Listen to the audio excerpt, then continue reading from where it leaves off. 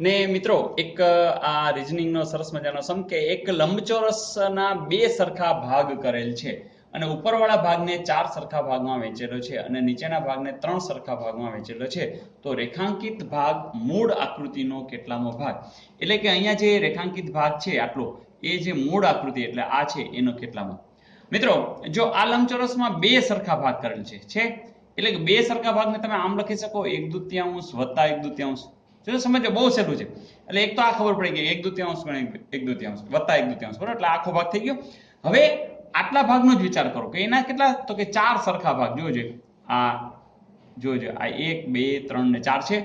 એમાંથી એટલે આપણે શું કરવાનું કે આ જે ભાગ છે એને તમે 4 ભાગ છે એમાંથી લેવાના છે કેટલા, તો કે 2 લેવાના છે. અહીંયા લખી નાખો. ઓકે, હવે અહીંયા આવી જાઓ. અહીંયા કેટલા છે, તો કે આ આખો 1/2 છે આ રહ્યું. હવે એના કેટલા ભાગ છે, તો નીચે જેટલા ભાગ સરખા છે તો સરખા ભાગ છે 3, એમાંથી લેવાના છે કેટલા, 2. ધારો કે અહીંયા એક જ માં જ ખાલી કર્યું ને અહીંયા ન કર્યું તો આપણે અહીંયા ઉપર 1 લે. બસ દાખલો પતી ગયો. બસ આટલું જ કરવાનું હતું. ફરીથી સરખા ભાગ છે એટલે લખો 1/2 1/2. એ 1/2 ભાગમાં જે કંઈ સરખું છે એને છેદમાં લખો, એમાંથી જે રેખાંકિત છે એ લખો. એ જ રીતે આમાં જે સરખા ભાગ છે કુલ એ નીચે લખો, એમાંથી રેખાંકિત છે ઉપર લખો. દાખલો પૂરો. જોજે આ તો ઉડી જાય છે, આ ઉડી જાય છે એટલે જવાબ શું આવ્યો, 1/4 વત્તા 1/3. એવું કઈ આપ્યું છે? ના, એવું નથી આપ્યું. કઈ વાંધો નહીં. 4 તેરી ને 12 લસા, 3 આમ ગુણાશે 4 આમ ગુણાશે, 3 વત્તા 4 શું આવ્યું, 7/12 છે. એવું જરૂર છે.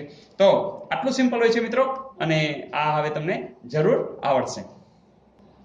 મિત્રો એક આ પ્રેક્ટિસ માટે તમને આપ્યું કે જુઓ જોઈએ, તમને એમ કે આ રેખાંકિત ભાગ શોધો. તમારે શું કરવાનું, ચલો મેઇન આકૃતિના સરખા ભાગ કેટલા દેખાય છે, તો આ રહ્યા 1 2 ને 3. આ એક આખો, આ બીજો આખો અને ત્રીજો. એટલે તમારે શું કરવાનું, 1/3 વત્તા 1/3 વત્તા 1/3. ઓકે, હવે આટલા ભાગનું જ વિચારો. આટલા ભાગમાં સરખા ભાગ કેટલા છે, તો કે 2. એમાંથી લેવાના કેટલા, તો કે આ 1. એટલે આપણે આ કરી નાખ્યું. અહીંયા તો કઈ લેવાનું નથી એટલે જવા દો, બરાબર? અહીં કઈ લેવાનું નથી. અહીંયા તો એના સરખા ભાગ કેટલા છે, કે તો 3. એમાંથી લેવાના છે કેટલા, તો આ 1. પતી ગયું. જોજો શું આવે, 1/6 વત્તા 1/9. બરાબર? તો હવે તમે જાણો છો એમ કે તમે એનો લસા લેશો, અહીંયા આવશે 3, અહીંયા આવશે એટલે 5/18. તો આટલું સિમ્પલ હોય છે. તમારે જે મૂળ જે આકૃતિ છે એના કેટલા સરખા ભાગ છે એ સરખા ભાગ ઉપર આખી રમત છે. સરખા ભાગને આપણે નીચે લખીએ છીએ અને જેટલો ભાગ લેવાનો છે એ કરવાનો હોય છે. Is it okay? ને મિત્રો એક આ સરસ મજાનો પ્રશ્ન કે ભાઈ પૂર્વ દિશામાં મુખ રાખી 5 છોકરીઓ એક હારમાં ઊભી છે. ઓકે, ઉષા, તુલસી અને ઉર્મિલાની ડાબી બાજુએ સવિતા છે. કુમુદની ડાબી બાજુએ ઉષા, તુલસી અને ઉર્મિલા છે. ઉષા અને તુલસી વચ્ચે ઉર્મિલા છે. હવે ડાબેથી ચોથા તુલસી હોય તો જમણેથી ઉષા કેટલામાં ક્રમે? હવે મિત્રો પૂર્વ દિશામાં હોય કે ઉત્તર દિશામાં આવે, બધા સાથે ઊભા છે એટલે આની અંદર કઈ લેવા દેવા જ નથી. 5 છોકરીઓ એક હારમાં ઊભી છે, એ મહત્વની વાત છે. હવે જો ઉષા, તુલસી અને ઉર્મિલા, એની ડાબી બાજુએ સવિતા છે. એટલે કે આખું જે જૂથ છે એની આપણે ખબર છે આ બાજુ જમણી અને આ બાજુ ડાબી, એટલે આપણે અહીંયા લખી નાખીશું સવિતા. બરાબર? અને બાકી જે છે ઉષા, તુલસી અને હવે જો અહીંયા બે, જો મેં આખું તુલસી નામે નથી લખતો કારણ કે સમય બચાવવો છે. હવે અહીંયા એક પ્રોબ્લેમ થઈ જાય, ઉષા છે ને ઉર્મિલા છે, તો બરાબર, તો અહીંયા ઉ મ જે કરી નાખો ખબર પડી જાય કે આ ઉર્મિલાની વાત છે. હવે ફરીથી ઉષા, તુલસી અને ઉર્મિલાની ડાબી બાજુએ સવિતા છે. ઓકે, કુમુદની ડાબી બાજુએ ઉષા, તુલસી અને ઉર્મિલા, એટલે વળી પાછા આ જે ત્રણેયનું જૂથ છે એ કુમુદની ડાબી બાજુ, એટલે કુમુદ અહીંયા હોય તો જ આ ડાબી સાઈડ થાય.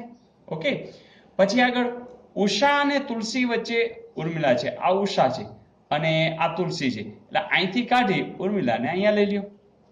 બરાબર? એટલે જો 1 2 3 4 5 બધા ગોઠવાયેલા છે.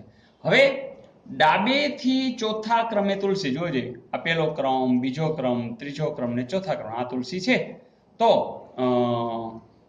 ડાબેથી ચોથા ક્રમે તુલસી હોય તો જમણેથી ઉષા, ચલો જમણેથી સ્ટાર્ટ કરો. છે જમણેથી કોણ આવશે, આમથી ચાલુ કરવું છે. જમણો એટલે આ જમણી સાઈડ છે, આ ડાબી સાઈડ છે.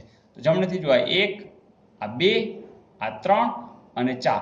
તો ચોથા ક્રમે કોણ છે, આ ઉ એટલે કોણ છે, ઉષા છે. તો જોજે તુલસી હોય તો જમણેથી ઉષા કેટલામાં ક્રમે છે, તો પહેલું, બીજું, ત્રીજું અને ચોથા ક્રમે ઉષા હશે. તો જવાબ આવશે ચોથા ક્રમે. Is it okay? તો આ સિમ્પલ હોય છે, માત્ર તમે આવા सम्स છે તમારે વધુ ગણવા જોઈએ તો આવડી જશે. તો તો મિત્રો આ ટેટ 2014 મારા ખ્યાલ મુજબ, 1 મિનિટ હું જરા ચેક કરીને કહું.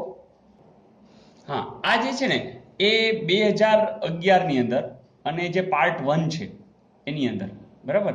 તો આગલો જે સમ હતો, જે પેલા ભાગલા વાળો, હે ને, તો એ પણ 2011 ની અંદર પૂછાયેલો હતો. તો અહીંયા 4 ભાગ હતા અને આપણે 3 પેલું જે જોયું ને અહીંયા આવી રીતના હતું. તો આ બંને છે એ 2011 પાર્ટ 1 જે છે 1 થી 75 ગુણનું જેમાં પૂછાય છે, એમાં રિઝનિંગના સમ્સ પૂછાય છે, એમાં પૂછાયેલું હતું. પણ મિત્રો તમે જાણો છો કે કઈ ટેટમાં પૂછાયેલો એવા દાખલો પછી ટેટમાં જ પૂછાય એવું તો કઈ છે જ નહીં.